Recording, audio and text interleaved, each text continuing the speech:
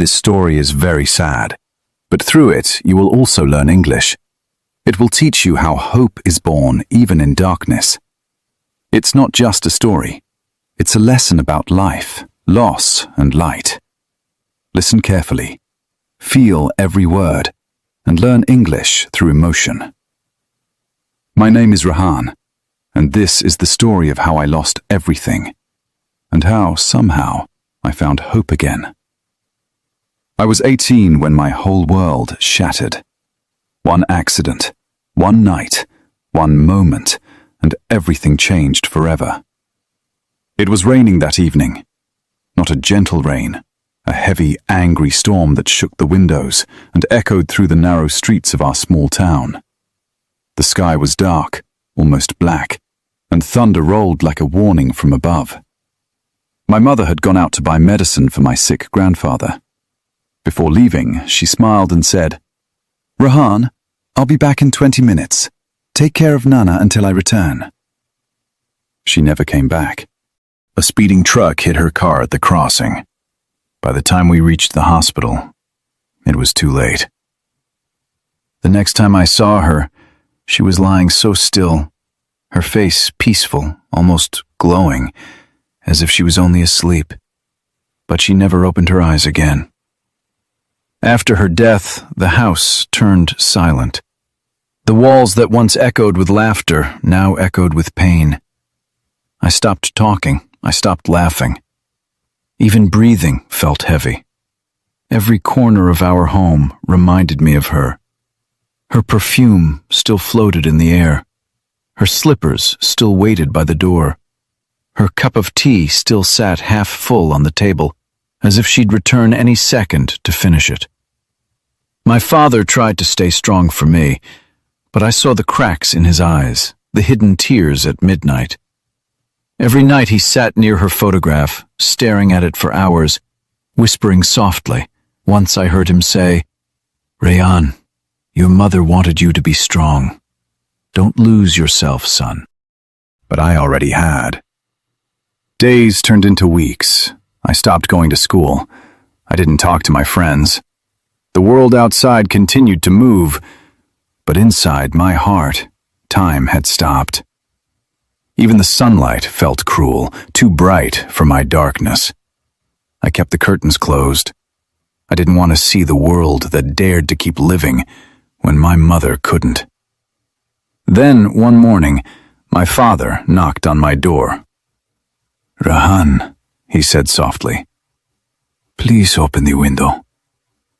I didn't answer. He knocked again. "Just for a minute, son. Let some light in." Still, I stayed silent. When he walked away, I sat in the darkness, staring at that window. Hours passed. Then something deep inside whispered, "Open it." I stood up slowly.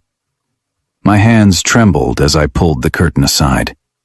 And then a burst of golden light filled my room. It was almost blinding at first, but as my eyes adjusted, I saw something. Something that made my heart stop. Outside across the street, there was a small garden. In that garden sat a little girl in a wheelchair, her fragile hands reaching toward a butterfly. She missed it, but she laughed, a soft, pure laugh that carried through the wind. Her smile was weak, but her eyes were full of life. For the first time in months, I felt something move inside me, a tiny spark. I didn't know who she was, but the next day I found myself sitting near the window again. And the next day, and the next. Every morning she came to that garden. Even when it rained, even when the wind blew hard, she was there. Sometimes her mother pushed her chair near the flowers. Sometimes she came alone, rolling slowly, carefully, but always smiling. She couldn't walk, yet she looked happier than anyone I knew. One day, I finally gathered the courage to wave at her. She looked up and instantly waved back. as if she had been waiting for that one small gesture. That one wave changed everything. From that day onward, I opened my window every morning. I started noticing small things again: the sound of birds, the smell of wet soil, the golden color of sunlight on my face. And every time I saw her, I felt a little more alive. Her name, I later learned, was Sarah. Her mother called her one afternoon, and that's how I heard it. Sarah loved to draw. She would sit in her chair sketching butterflies, stars, and flowers in bright colors. Once, she looked up at me and shouted, "Hey, why don't you open your window wider? The light is beautiful." Her laughter echoed across the street, and for the first time since my mother died, I smiled. Days passed, weeks passed, but this time I wasn't hiding from the world.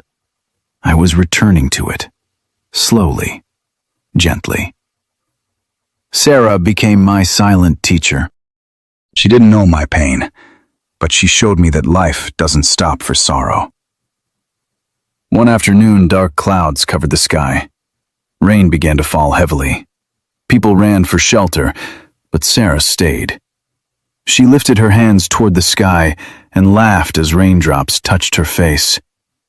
That sound, her laughter, broke something inside me.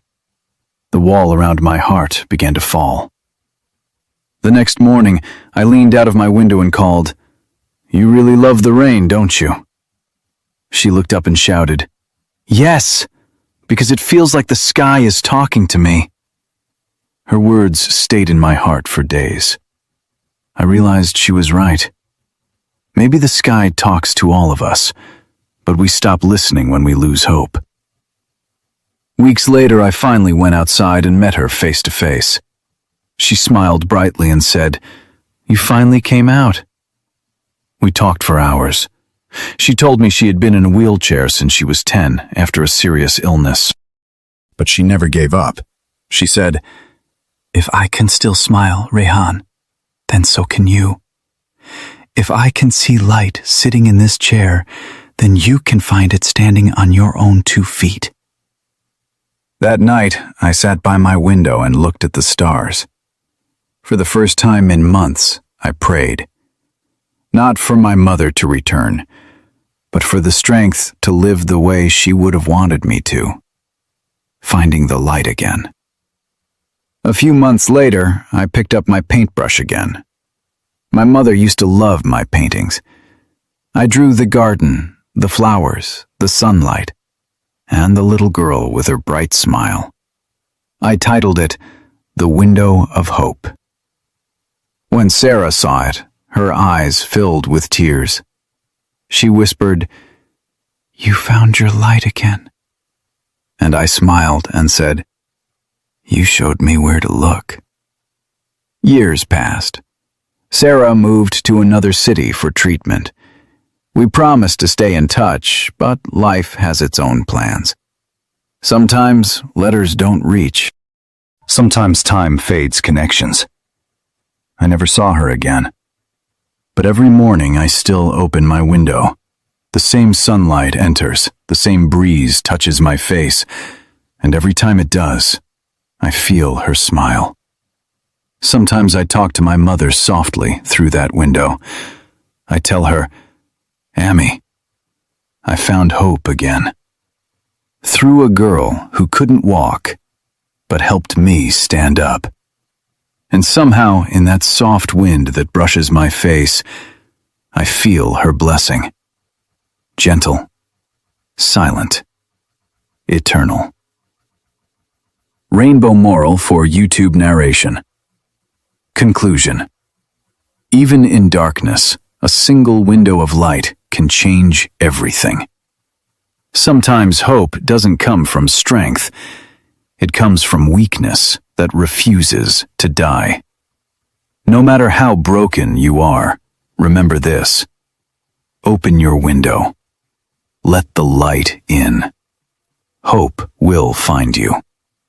Because even in the deepest night, the smallest ray of light can guide you home.